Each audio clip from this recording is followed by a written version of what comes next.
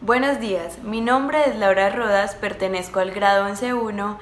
Mi grupo está conformado por Manuela Gudelo, Daniela Betancourt, Isabela Rodas e Isabela Rodríguez, y nosotras les vamos a hablar sobre la reflexión de la luz y los rayos de luz, pero antes debemos recordar qué es la luz.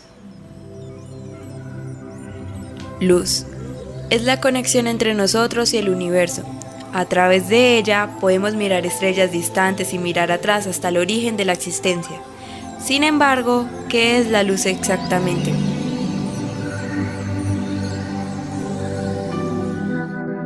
De manera breve, la luz es la forma de energía más pequeña que puede ser transportada. El fotón, una partícula elemental carente de tamaño real, que no puede ser dividida, solo puede ser creada o destruida. La luz también posee una dualidad onda-partícula, siendo una especie de partícula y una onda paralelamente, aunque esto no sea necesariamente verdad. Cuando hablamos de luz, normalmente nos referimos a la luz visible, la cual es una pequeña parte del espectro electromagnético, energía en forma de radiación electromagnética. Esta radiación consiste en un enorme rango de longitudes de onda y frecuencias. Los rayos gamma tienen la longitud de onda más pequeña porque son los fotones que poseen mayor energía. La mayoría de estos están por debajo de los 10 picómetros, tamaño que sigue siendo mucho menor en comparación con un átomo de hidrógeno. Como referencia, un átomo de hidrógeno comparado con un centavo es tan pequeño como comparar este mismo centavo con la luna. La luz visible está en el centro del espectro electromagnético, en el rango de 400 a 700 nanómetros, más o menos el tamaño de una bacteria. En el otro lado del espectro, las ondas de radio pueden ser de hasta 100 kilómetros en diámetro, mientras que las ondas más grandes que conocemos llegan a tener una longitud de entre 10.000 hasta unos impresionantes 100.000 kilómetros, mucho más grandes que la Tierra. Desde el punto de vista físico, todas estas ondas son idénticas. Todas tienen una dualidad onda-partícula y viajan en c, la velocidad de la luz. Simplemente lo que varía son sus frecuencias. Entonces, ¿qué hace que la luz visible sea especial? En realidad, absolutamente nada. Simplemente resulta que evolucionamos unos ojos que son buenos en registrar exactamente esta parte del espectro electromagnético. Esto no es mera coincidencia tampoco. La luz visible es el único set de radiación electromagnética que se propaga en el agua, y sucede que es en donde la mayoría de los ojos evolucionaron hace millones de años, y fue una jugada inteligente, porque la luz no solo interactúa con la materia, también es alterada por ella, y puede ser utilizada para obtener información del mundo que nos rodea, con casi ningún retraso, que sin duda resulta ser una herramienta útil para la sobrevivencia. ¿De dónde viene la luz? Un gran rango de ondas electromagnéticas son creadas cuando los átomos o moléculas caen de un estado alto de energía a uno inferior, lo que significa que pierden energía y la emiten en forma de radiación. A nivel atómico, la luz visible es creada con un electrón de un átomo en estado excitado, cae a un estado inferior y pierde este exceso de energía. De la misma manera, la luz entrante puede elevar a un electrón a un estado más alto de energía al absorberla. Macroscópicamente, el movimiento de la carga de un electrón crea un campo magnético oscilante, el cual crea un campo eléctrico oscilante perpendicular a él. Estos dos campos se mueven a través del espacio transfiriendo energía de un lugar a otro, llevando información del lugar de su creación con ellos. ¿Y por qué entre todas las cosas en el universo la luz es la más veloz de todas? Cambiemos la pregunta. ¿Cuál es la forma más rápida de viajar en el universo? Es c, exactamente 229.792 metros por segundo en el vacío, 1.000 millones de kilómetros por hora. La radiación electromagnética simplemente es así de rápida. Cualquier partícula que no posea masa viaja en c, sin ninguna clase de aceleración. La luz liberada por una vela no acelera hasta alcanzar la velocidad de la luz. En el justo instante de su creación, su velocidad ya es c. Sin embargo, ¿por qué c, la velocidad de la luz, es finita? Bueno, nadie sabe, nuestro universo simplemente está construido de esta manera, no hay una respuesta inteligente para esto. Entonces, la luz es parte de un espectro de una partícula elemental, que también se comporta como una onda y es propulsada por dos campos perpendiculares, viajando a la velocidad límite del universo. permitiéndonos ver sus elementos, colocando entonces nuestra existencia en perspectiva.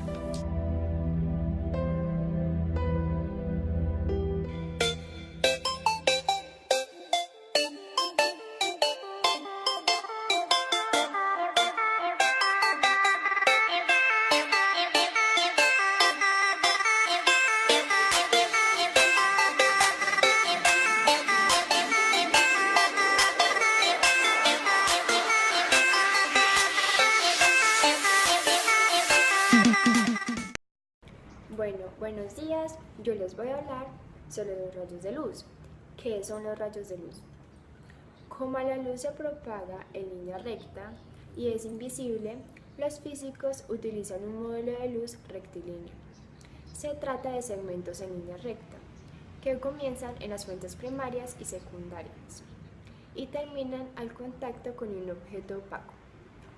Un fuente de onda producido por una fuente puntual aumenta cada vez más su radio e ilumina todos los puntos que son alcanzados por él. Un observador que reciba la luz emitida por la fuente podrá afirmar que la luz viaja desde la fuente hasta él en línea recta. Esa trayectoria seguida por la luz es lo que se llama un rayo de luz. Se conoce como haz de luz al conjunto de rayos provenientes de una fuente luminosa puntual. Un rayo de luz se puede considerar como la trayectoria seguida por los corpúsculos según el modelo corpuscular, a como la línea imaginaria trazada en la dirección de propagación de las ondas según el modelo ondulatorio. Bueno, un rayo de luz es una idealización de la cual partimos y pretendemos describir el comportamiento de la luz. A este estudio de la luz por medio de rayos. Esto se le llama óptica geométrica. La óptica geométrica estudia la posición de una imagen con respecto a un objeto. La luz en el medio homogéneo se propaga con velocidad de propagación constante y sigue una trayectoria rectilínea. Cuando la luz no logra penetrar y atravesar un cuerpo, decimos que este es opaco. Los metales son un caso particular de los cuerpos opacos. El físico y matemático irlandés Hamilton se consolidó como el renovador de la teoría de la luz, establecida hasta el siglo XIX. Desde una temprana edad, Hamilton había demostrado una gran destreza para las matemáticas. Dominaba el cálculo integral y la astronomía. Podía predecir eclipses y había leído a Newton. Aún así, Hamilton tuvo que relegar las ciencias a segundo plano, porque para acceder a la Universidad de Trinity en Dublín, tuvo que dedicarse al estudio de las humanidades. Antes de su ingreso a la universidad, en 1823, comunicó a su primo Arthur, el cual le mandaba cartas a Hamilton, diciéndole todo sobre sus descubrimientos. En óptica he hecho un descubrimiento muy curioso, al menos así me lo parece. Entre esas ideas se esbozaba a su primo, estaba la geométrica de los rayos de luz. Un rayo de luz debe ser considerado como una línea recta o curva por la que se propaga la luz y un sistema de rayos como corrección de tales líneas como un origen común. Así, los rayos que divergan desde un punto luminoso componen un sistema óptico y después que sean reflejados en un espejo componen otro. Hamilton analizaba cómo se comportaban los rayos en diferentes medios o se divergen o convergen en paralelos. La relación entre el ángulo de incidencia y el ángulo de refracción, sus combinaciones en haces, etc. Además, formalizó la dinámica que esto hace de manera global e independiente de la naturaleza del proceso óptico, de forma que su teoría podría aplicarse posteriormente a otros procesos físicos. A continuación veremos un breve video sobre los rayos de luz.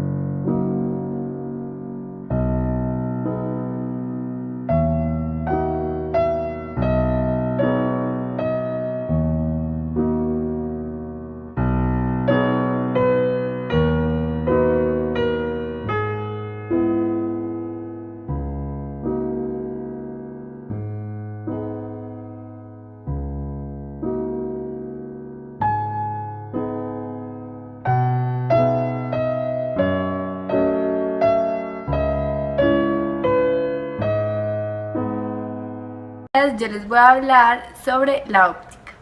La óptica es la parte de la física que estudia la luz y los fenómenos relacionados con ella. Y su estudio comienza cuando el hombre intenta explicar el fenómeno de la visión. Diferentes teorías se han ido desarrollando para interpretar la naturaleza de la luz, hasta llegar al conocimiento actual. Las primeras aportaciones conocidas son las de Lepucio, 450 a.C., perteneciente a la escuela atomista, que consideraba que los cuerpos eran focos que desprendían imágenes, algo así como halos oscuros, que eran captados por los ojos y de estos pasaban al alma, que los interpretaba. Los partidarios de la escuela pitagórica afirmaban justamente lo contrario. No eran los objetos focos emisores, sino los ojos. Su máximo representante fue Apuleyo. Suponía que el ojo palpaba los objetos mediante una fuerza invisible, a modo de tentáculo, y al explorar los objetos determinaba sus dimensiones y colores. Dentro de la misma escuela, Euclides, 300 a.C., introdujo el concepto de rayo de luz emitido por el ojo, que se propaga en línea recta hasta alcanzar el objeto. Parecía nada más que 13 siglos antes de que el árabe Hasan Basora que la luz era un proyectil que provenía del sol, rebotaba en los objetos y de estos al ojo. Ahora hablaremos sobre la naturaleza de la luz. La luz es un tipo de onda electromagnética que hace parte de un conjunto mayor llamado espectro electromagnético. Su longitud de onda es extremadamente pequeña, haciendo que su propagación en el vacío o en medios transparentes tenga forma de línea recta, por lo cual recibe el nombre de rayos de luz. Sombras: los cuerpos o sustancias que impiden el paso completo de la luz a través de ellos se llaman medios opacos. Aquellos que permiten su paso sin dificultad se llaman medios transparentes, y aquellos que lo hacen de modo intermedio se llaman medios translúcidos. Las sombras son las partes a donde no llega la luz de un foco luminoso. Existen varias formas de presentarse las sombras. Sombras de un foco puntual. Si toda la luz proviene de un solo punto, los rayos al propagarse forman un cono de sombra sobre el obstáculo opaco que se encuentre. Sombra de un foco grande. Si la luz proviene de un foco luminoso que tiene dimensiones apreciables, se formará un cono de sombra con la penumbra cuando se encuentre con un obstáculo opaco. La penumbra es una parte semioscura intermedia entre la sombra completa y la luz. Desde este punto, un observador vería parcialmente la superficie del foco luminoso. En el objeto también aparece una zona semioscura en forma de anillo que limita la luz de la sombra. Yo les hablaré sobre los rayos notables. Estos son los rayos de la luz que facilitan la construcción de imágenes reflejadas en los espejos esféricos. Estos son los siguientes. Rayo paralelo. Este es un rayo el cual llega paralelo al eje principal y su reflejo pasa por el foco. Rayo focal. Es un rayo que llega al espejo pasando por el foco y se refleja permaneciendo paralelo al eje principal. Rayo central. Este es un rayo que llega al espejo pasando por el centro de curvatura, como llega perpendicularmente a la superficie esférica y su reflejo coincide con el incidente. Construcción de imágenes. La construcción de imágenes en espejos cóncavos o convexos requiere como mínimo el uso de 2 de los 3 rayos notables que estos tienen. En todos los casos se debe usar un rayo paralelo y dependiendo del caso específico se usa un rayo focal o central. La imagen final, al igual que en los espejos planos, se forma entre las intersecciones de los rayos notables o entre sus respectivas prolongaciones. Rayos notables en lentes convergentes. Rayo 1. El rayo que incide paralelo al eje principal se refracta pasando por el foco. Rayo 2. El rayo que incide pasando por el centro óptico seguirá derecho sin ser refractado. Rayo 3. El rayo que incida pasando por el foco se refractará en dirección paralela al eje principal.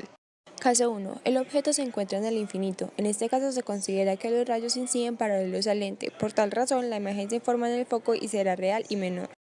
Caso 2. El objeto se encuentra en el centro de curvatura y la imagen formada será real, de igual tamaño e invertida y se formará en el centro de curvatura. Caso 3. El objeto se encuentra en el centro de curvatura y el foco. La imagen será real, de mayor tamaño e invertida, y se formará después del centro de curvatura, con la característica que entre más cerca esté el objeto del foco, la imagen será de mayor tamaño. Caso 4. El objeto se encuentra en el foco, la imagen será real, de mayor tamaño, pero se formará en el infinito. Caso 5. El objeto se encuentra entre el foco y la lente. En este caso, la imagen es virtual, de mayor tamaño, derecha y se forma entre el centro de curvatura y el foco del mismo lado del objeto.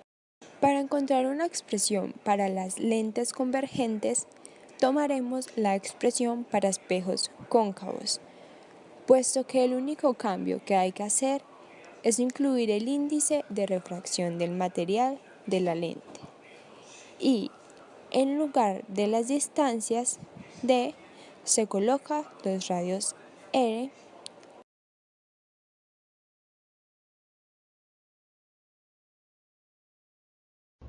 Hola, mi nombre es Manuela Agudelo Ramírez y el día de hoy les voy a hablar sobre algunos científicos y físicos que trataron el tema de la reflexión de la luz. Como primera parte les enseñaré esta gráfica en donde aparece el experimento del prisma dual de Newton.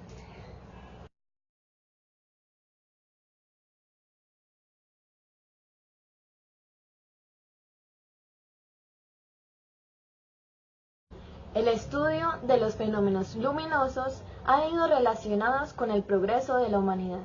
En el siglo III a.C., Ulises publica las leyes de la reflexión.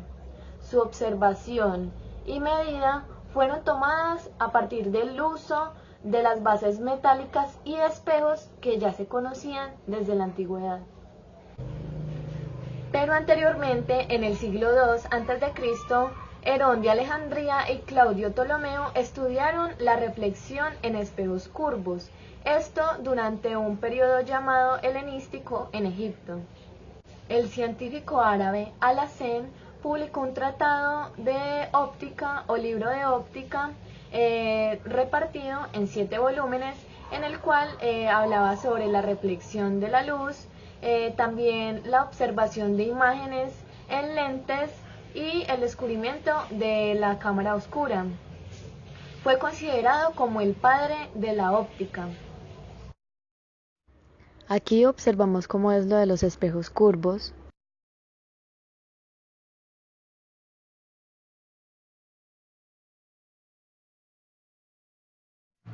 Aquí podemos observar cómo es la formación de imágenes en lentes.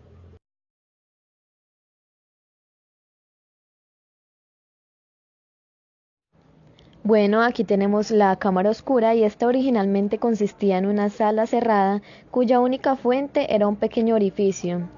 Este orificio funciona como una lente convergente y proyecta en la pared opuesta la imagen del exterior invertida tanto vertical como horizontalmente. Este constituyó uno de los dispositivos ancestrales que condujeron al desarrollo de la fotografía.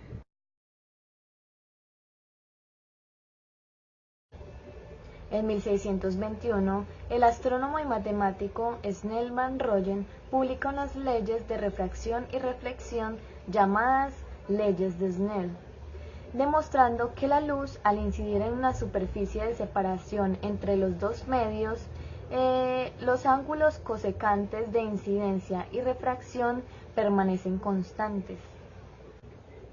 En 1626, René Descartes descubrió esta misma ley usando un modelo de luz, el cual se consideraba una presión transmitida a través de un medio elástico.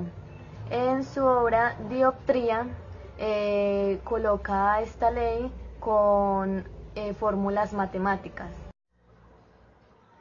Como les había mostrado al inicio del video, una gráfica en la que les decía que este era el prisma de Newton, pero no había explicado bien de qué se trataba. Entonces a continuación les voy a explicar. En 1666, Newton descompone la luz blanca con un prisma y se da cuenta que los colores tienen un índice de refracción distintos, y que al atravesar por el prisma todos se dividen en direcciones diferentes. Entonces él dice, ¿será que al combinar todos estos colores vuelve la luz blanca de nuevo? Entonces lo que hace es coger un lente y comprobar su hipótesis, y se da cuenta de que vuelve esta luz blanca. Aquí más ejemplos sobre el prisma de Newton.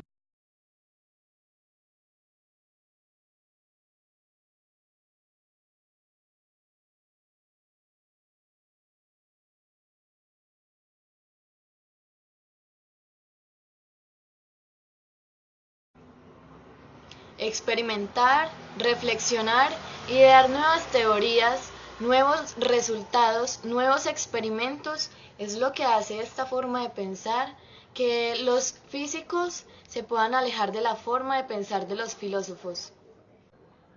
Con espejos y lentes es posible deformar cualquier imagen para cualquier uso. Lo que hacen los espejos es crear imágenes aprovechando la reflexión de la luz. A continuación le mostraré varios lentes que existen y sus funciones en nuestra vida cotidiana. Están los lentes convexos. Estos los podemos reconocer a simple vista, ya que son más delgados en los bordos y en el centro son mucho más gruesos. Estos lentes, cuando los rayos de luz pasan a través de él, se refractan y se van hacia un punto y convergen hacia un punto llamado foco. Estos lentes se convierten en una lupa y como ya sabemos, crean una imagen mucho más grande de lo que estamos viendo. Pero esto es una imagen virtual, ya que no la podemos reflejar en otro punto, sino que solo nosotros mismos, los que estamos viendo a través de ese lente, somos los que podemos notar esto. Con esta gráfica podemos ver dónde se encuentra su punto focal.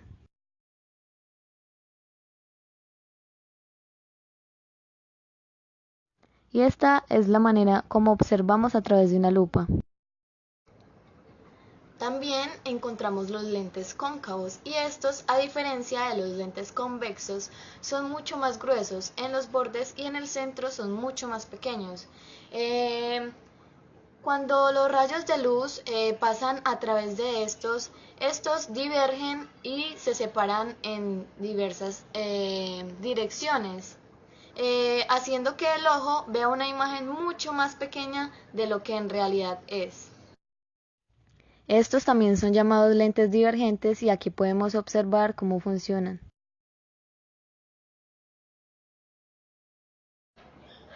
Estos lentes los podemos encontrar en los automóviles, en los espejos de estos. Por eso ellos tienen como una información que dice: los objetos pueden estar más cerca de lo que crees. También los podemos encontrar en las luces, ya que utilizan estos lentes para tener una luz más potente.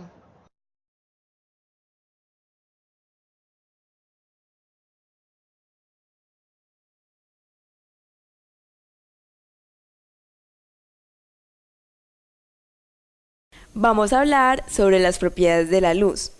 Para ello vamos a crear un ambiente oscuro para así poder hacer el ejercicio de la reflexión de la luz. Para eso traje una linterna, así que vamos a apagar la luz. Ustedes pensarán que porque no hay luz no vamos a ver nada, pero al encender la linterna y alumbrar un objeto, por ejemplo, este libro, se recrea la primera condición, la capacidad de poder ver. Pero hay una segunda condición, que la luz llega a nuestros ojos desde el objeto que estamos mirando. Muchos objetos emiten luz, como por ejemplo,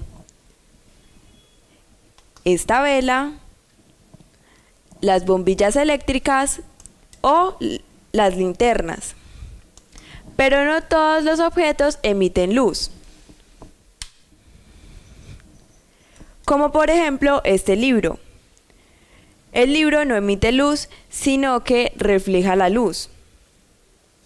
Es decir, la luz rebota en ellos y eso es lo que nos permite poder verlo.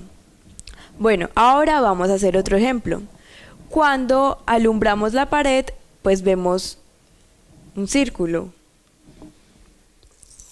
Al ponerle un vidrio de color azul, pues vemos lo mismo, que la luz traspasa el vidrio.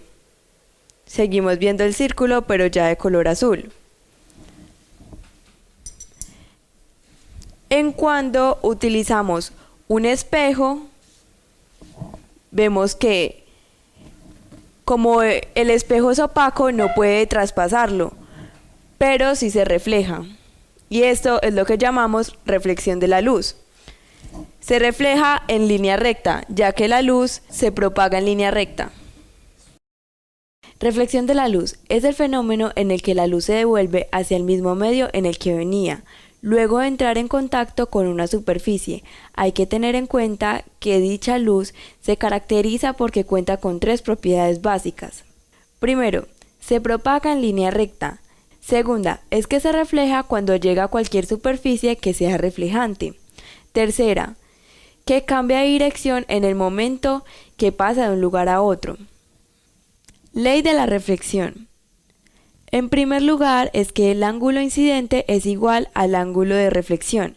Y en segundo lugar, es que el rayo reflejado, el rayo incidente y la normal se encuentran en un mismo plano perpendicular a la superficie. Es posible distinguir 2 tipos de reflexión. Reflexión especular. Se produce si la superficie que genera el reflejo es lisa, lo que hace que los rayos que se reflejan sean paralelos a los incidentes. Esta reflexión se desarrolla con un espejo, por ejemplo. Reflexión difusa. En cambio, ocurre cuando la imagen no logra conservarse, aunque sí puede reflejar la energía.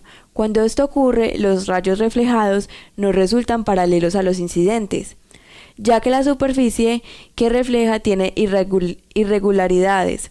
Lo que se ve, por lo tanto, no es una imagen sino una iluminación de la superficie. En la reflexión podemos señalar los siguientes elementos. Rayo incidente es el rayo de luz que incide en la superficie. Rayo reflejado es el rayo que sale de la superficie. La normal es la línea imaginaria perpendicular a la superficie. Ángulo de incidencia, I, es el ángulo que forman el rayo incidente y la normal. Ángulo de reflexión, R, es el ángulo que forman la normal y el rayo reflejado. En conclusión, podemos determinar que el proceso de reflexión de la luz es un proceso de tipo óptico muy importante en nuestras vidas, por el simple hecho de que gracias a esto podemos percibir muchos de los objetos que existen y se encuentran a nuestro alrededor. Formación de imágenes en espejos planos. Para poder entender esto necesitamos saber qué es un espejo. Un espejo es toda superficie polidimentada que refleja perfectamente la luz. La distancia de la imagen al espejo es igual a la distancia que hay entre el objeto y espejo. Por esta razón, la imagen tiene el mismo tamaño del objeto y es simétrica de él con relación al espejo. La formación de imágenes en espejos planos tiene su explicación en la ley de reflexión. En general, todos los rayos se reflejan hacia el ojo como si procedieran de detrás del espejo, pero realmente son los rayos que provienen del objeto que se reflejan en el espejo.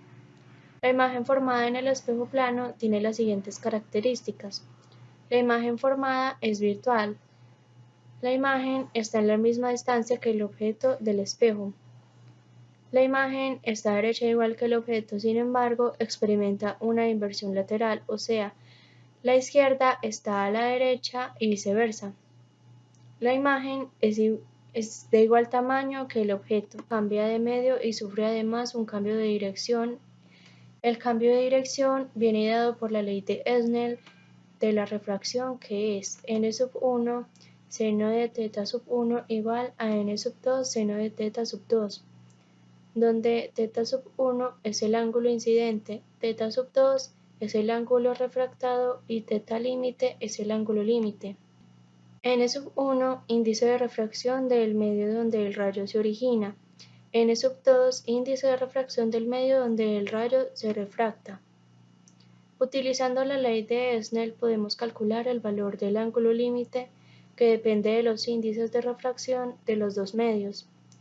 Si el medio refractado es el aire, cualquier medio físico incidente permite observar el fenómeno de refracción total interna, ya que sus índices de refracción son siempre mayores que el del aire. Ángulo límite para refracción total interna. La refracción total interna es un fenómeno que sucede únicamente cuando la luz pasa de un medio de mayor índice de refracción a un medio de menor índice de refracción. Cuando se hacen incidir rayos sobre una superficie límite de separación entre dos medios, todos los rayos que se aproximen a la superficie de manera perpendicular a esta, la dirección normal a la superficie, se desvían alejándose de dicha la normal. En estas condiciones se observa que al aumentar el ángulo de incidencia teta sub 1, el ángulo de refracción teta sub 2 aumenta respecto a la normal, también hasta llegar a un ángulo llamado límite, en el que la luz se refleja completamente, dejando de aparecer un rayo refractado. Esto es debido a los límites que pone Snell para la refracción. Vamos a realizar el experimento de número de imágenes en espejos planos. Cuando dos espejos planos se colocan unidos por un extremo formando un determinado ángulo y se pone un objeto enfrente de ellos, se observa un número de imágenes determinadas por el ángulo que los separa. Para saber el número de imágenes que se forman, utilizaremos la siguiente número de imágenes igual a 360 grados dividido teta menos 1, donde teta es el ángulo por el cual los espejos están separados. Para iniciar con el experimento vamos a colocar los espejos en un ángulo de 90 grados, pero primero vamos a desarrollar la fórmula. Número de imágenes igual a 360 grados dividido 90 grados menos 1. Simplificamos. Con grados se va, 0 con 0 y novena 1 y de 36 4. Nos queda 4 menos 1 igual a 3. Debemos de ver 3 imágenes en los espejos. Ahora comprobemos. Al colocar los espejos a 90 grados, colocamos el objeto enfrente de ellos. Ahora observemos cuántas imágenes se ven en los espejos. En el espejo izquierdo se ve una, en la mitad se ve otra y en la derecha la tercera imagen. Para nuestra segunda prueba, colocaremos los espejos a 72 grados. Utilizando la fórmula quedaría número de imágenes a 360 grados dividido 72 menos 1. Simplificando queda 5 menos 1 y el resultado sería 4. Verifiquemos. Podemos comprobar que tenemos 4 imágenes en el espejo. A la derecha podemos observar 2 imágenes y a la izquierda otras 2. Para nuestra tercera prueba, colocaremos los espejos a una distancia de 60 grados. Despejando en la fórmula quedaría número de imágenes igual a 360 grados dividido 60 grados menos 1. Simplificando Cancelamos los grados, cancelamos los ceros, sexta 1 y de 36, 6. Lo que nos quedaría, número de imágenes igual a 6 menos 1, 5. Comprobemos. Podemos observar en los espejos que tenemos efectivamente 5 imágenes y que está a una distancia de 60 grados.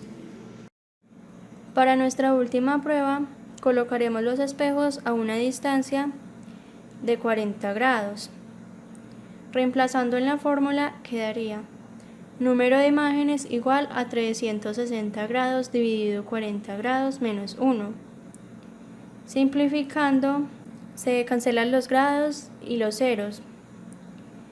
Mitad 2 y de 36, 18. Se vuelve a sacar mitad 1 y de 18, 9. Lo que nos quedaría número de imágenes 9 menos 1, que nos da como resultado 8. Verifiquemos.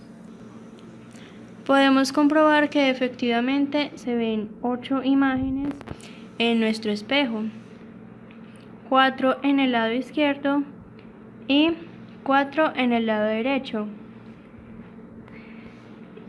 Y podemos observar que está a una distancia de 40 grados. Bueno, ahora les voy a hablar sobre los espejos cóncavos. En los espejos cóncavos, si el objeto se encuentra a una distancia superior a la distancia focal, se forma una imagen real e invertida que puede ser mayor o menor que el objeto.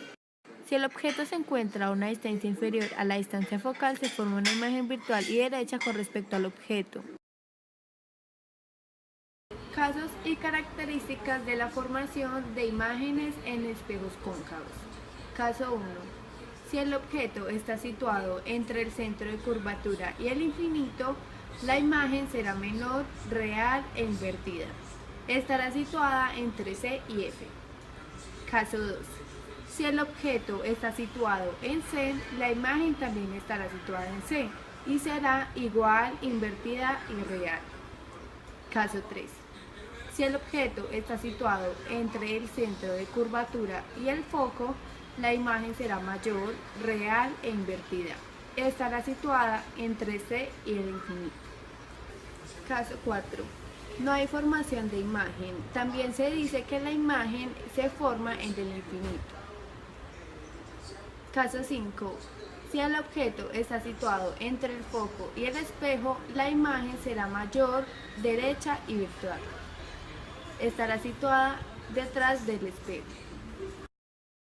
Caso 1. Caso 2.